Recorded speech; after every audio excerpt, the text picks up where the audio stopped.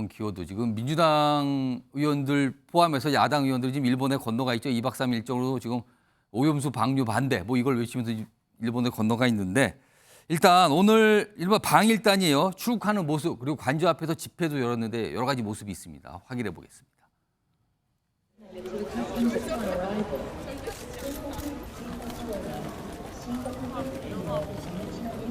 우리의 목적은 전 세계 언론을 통해서 대한민국의 후쿠시마 핵 오염수 반대 여론을 알리는 데 그 목적이 있습니다.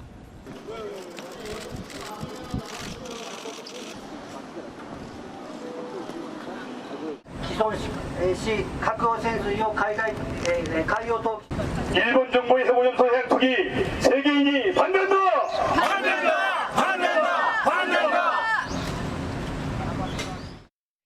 민주당 안민석 박건계 의원을 비롯해서 민주당 출신 무소속 윤미향 의원 등 11명이 오늘 후쿠시마 오염수 투기를 저지하겠다며 일본을 찾는다고 합니다. 기시다 총리 관저 앞에서 해양 투기 저지 집회를 열고 IAEA 일본 지사를 항의 방문한다는데 심히 우려스럽습니다. 자, 화면좀 보겠습니다. 저 왼쪽에 있는 거는 오늘 인천국제공항에서 이제 출국하는 모습이고요. 그다음에 여기는 일본에 도착해서 일본 총리 관저 앞에서 이제 집회. 일본 시민단체가 만든 뭐 주최한 집회인데 여기에 이제 참여를 한 거예요. 이런 모습입니다. 여기 뭐 팻말도 일본어로 써 있는 팻말을 들고 있네요. 요거 있습니다. 다음 보겠습니다. 그런데 이제 일본 언론의 보도가 나왔어요. 이 집회와 관련해서. 집회 후에 한 남성이 뭐 내정 간섭 등 소리쳐서 몸싸움으로 번지됐다. 이런 보도가 나오자 민주당이 또 바로 반박을 해요. 몸싸움 없었다. 그냥 고성만 있었다. 그리고 마찰 피하려고 우리 의원들은 외면했다. 뭐 이렇게 또 설명이 있습니다. 총리 관저의 모습 여기 사진으로도 이렇게 남겨져 있고요. 자, 이 얘기 좀 해보죠. 김주수 전 총장님. 오염수 방류 저지인데 이게 다른 나라 총리 관저 앞에서 우리 현역 의원들이 집회, 시위를 하는 모습이 오늘 나왔거든요. 이건 좀 어떻게 봐야 됩니까? 이건 또 여러 가지 시각이 있을 것 같은데요. 원래대로 하면 예. 다른 나라 내정에 간섭하지 않는 게 이제 원칙인데, 예. 그러니까 일본 사회가 좀 독특하게 이렇게 시민 사회가 약합니다. 굉장히 그 질서와 그 위계 질서 위주의 어떤 이런 사회가 오랫동안 구성돼 있었고, 우리나라와 비교하면 시민 사회가 굉장히 약하다. 예. 오. 근데 한국은 어쨌든 그래도 민주화 과정을 통해서 시민 사회가 성장해 왔고 그런 걸 또 정치에 반영해 와서 뭐 예로 들면 촛불이라든지 이걸 통해서 이제 탄핵까지 해봤던 이런 이제 한국 시민 사회 가지고 있는 인식이 있는데 이 문제에 관해서는 이제 그 아무런 일이 없었듯이 그러니까 일본도 조용하고 이런 거에 항의하는 한국의 목소리가 제대로 전달되지 않는다라면 가서 항의할 수 있다고 저는 봅니다. 근데 이제 항의의 방법이나 항의의 내용들이 얼마나 알찰 것이냐 이런 예. 거는 뭐 좀 더 두고 봐야 하지만 이렇게 갔다고 해서 뭐 국익이 손상되거나 체면이 손상되는 건 아니라고 보고요. 나름의 저런 활동을 통해서 일본에 있는 일본 국민들도 예. 저 사실을 알아야 하고요. 또 IAEA 이번에 와서 이제 사무총장이 한국의 어떤 이 시위 문화와 항의 문화를 경험한 것이 상당히 뭐 놀랬을 겁니다. 그런데 그것이 뭐 국격이 뭐 저하되고 그런 게 아니라 이 정도로 심각한 문제로 인식하고 있구나 이렇게 인식해서 이 오염수를 방류하는 문제 하나로 뭐 계속 그냥 쭉 아무런 막힘없이 가려고 하는 일본도 한 번 더 생각해 볼 수 있는 계기가 될 수 있을 것이고요. 그런 측면에서 양국에서는 다 저런 문제에 대해서 민주주의라면 어차피 비용과 예. 저항 마찰이 있는 겁니다. 그런 것들을 감수해가는 그런 과정이다. 저는 그렇게 생각합니다. 신성범 의원님, 오늘 야당 의원들이 일본 총리, 기시다 총리 관저 앞에서 집회를 했는데 막상 총리는 없었다 그래요. 나토 회의 때문에 출국한 상황이었다 그러고 그리고 또 지금 시간 모르겠어요. 지금 하고 있는지 모르지만 일본 국회 앞에서 연좌농성 그리고 모레는 도보행진. 어떻게 보면 우리식으로 표현하면 장애투쟁을 일본에서 벌이는 거거든요. 자, 이게 얼마나 효과가 있을까? 어떻게 보십니까? 뭐 효과 이게 일본 언론을 향한 뭐 그런 건 좀 되겠죠. 왜 저렇게 갔느냐?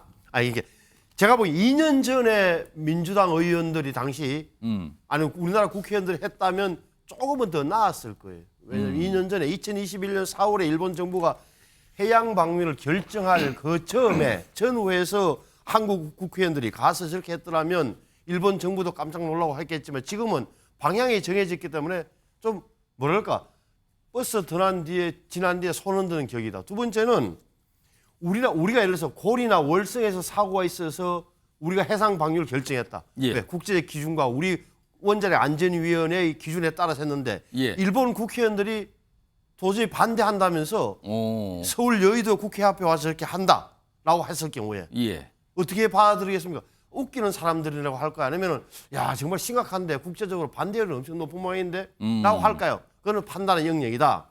또 하나는 왜 저게 일본 민주당 의원들이 갑자기 용기를 내서 갔느냐. 지난번에 후쿠시마 원전 같은 팀들이 저렇게 또 했으면 몰라. 이번에는 뭔가 일본 언론을 보니 일본의 국민들도 60%가 반대한다는 소식도 들리고 하니까 용기를 내서 간 거예요. 그런데 효과는 별로 없을 겁니다. 저는 뭐 그렇게 보는 거고 이게 참 유심히 보셔야 될 게 뭐예요. 일본은 이게 오염수가 한국 국민한테만 해롭습니까? 일본 국민한테 해롭습니까? 일본 국민들도 해로울 거 아니에요. 그런데도 IAEA가 결국은 일본 편향적인 보고서를 냈다. 일본 편향적이다. 라고 하는 말이 무슨 예. 말인지는 모르겠어요. 일본은 IAEA는 기시다 정부가 일본 국민을 위험한 걸 무릅쓰고 오염수를 내뿜음으로써 일본 국민을 위협에 만들게 하는 것을 IAEA가 용인한다는 취지인지 무슨 소리 하는지를 모르게끔 이야기를 하고 있는 거예요. 그래서 저는 뭐 용기는 가상하나 큰 효과는 없을 거라고 보죠. 자, 일단 오늘 모습이고요. 그리고요, 어제. 그리고 이 라파엘 그로시 IAEA 사무총장이 지난 7일 우리나라에 들어와서 어제까지 있었죠. 2박 3일 일정에 이제 떠났는데 7일 밤에 입국할 때 모습도 있었고요. 어제 민주당 의원들을 만났잖아요. 국회에서. 그 모습도 있습니다. 영상으로 확인해 보겠습니다. 우리 막아야 합니다. 그렇지. 그냥 집에다 가라고 하십시오. 집에다 가야 합니다.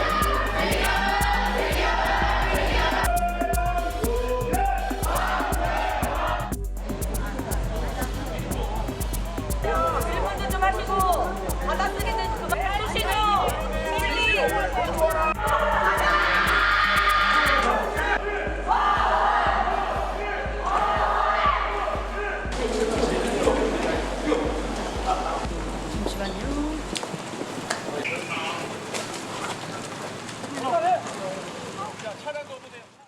자, 일단 그로시 사무총장은 떠났죠. 일정 끝나고. 요거 전혁진 변호사하고 박상현 교수님께.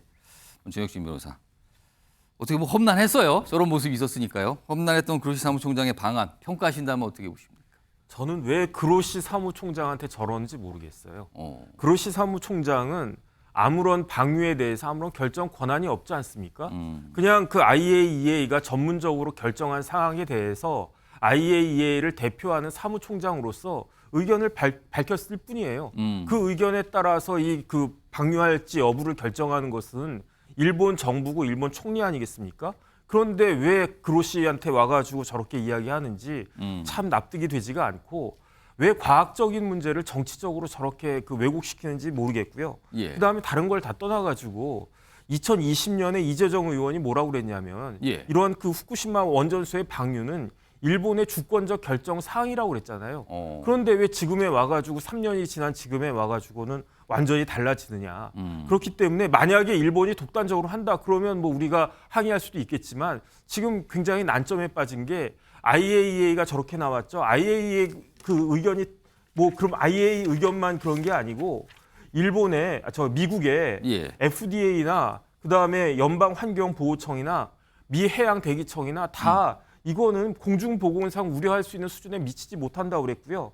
미국의 연방원자력규제위원회도 마찬가지고 캐나다도 그렇고 호주도 그렇고 예. 전 세계적으로 과학적으로는 다 문제가 없다라고 이야기를 하는데 왜 우리나라만 저렇게 이야기를 하는지 왜 우리나라의 민주당만 저렇게 이야기하는지 과연 여기에 대해서 지지를 얻을 수 있을지 그런 생각이 들고 제일 중요한 건 뭐냐면요. 이제 방류가 만약에 진짜로 시작이 된다고 했을 예. 때 계속 체크할 거 아니겠습니까? 과연 그 방사성 물질이 예. 우리나라 동해, 남해, 서해에 들어오겠습니까? 그게 만약에 들어온다라고 하면 뭐 그렇겠는데 들어오지 않는다라고 하면 사실이 아닌 비과학적인 일로서 우리나라 국민들을 선동해가지고 우리나라 어민들과 서민들에게 그 고통을 가한 것이 아닌가. 거기에 대해서 민주당은 어떻게 책임을 질 것인지 그 부분에 대해서 생각해야 된다고 생각합니다. 자, 박상현 교수님, 그로시 사무총장 방한 끝나고 돌아갔는데요. 그 방안 어떻게 평가하시겠습니까? 우리가 일본이나 그로시 저기 IAEA 사무총장한테 진짜 듣고 싶은 얘기가 있어요. 그런데 그 답을 못 들었습니다. 어떤 겁니까? 진짜 듣고 싶은 게 뭐냐 하면 그렇게 과학 얘기를 합니다. 예. 과학적으로 아무 문제 없다. 방금 전에도 변호사님께서 뭐 전 세계 기관들 쭉 얘기하시면서 과학적으로 아무 문제 없다라고 얘기를 했어요. 그로시 사무총장은 뭐라고 그랬냐? 마실 수도 있고 수용할 수도 있다고 그랬어요. 그 정도로 깨끗한 물이라고 그랬습니다. 그러면 정말로 우리 국민들이 궁금한 건 뭐냐 하면 그렇게 깨끗한 물인데 왜 바다에 버리냐 이거예요. 아. 거기에 대해서 일본 정부도 예. 그다음에 IAEA 사무총장도 예. 그리고 그 방류를 찬성하시는 분도 아무도 대답을 안 해줘요. 그렇게 깨끗한 물을 왜 버립니까?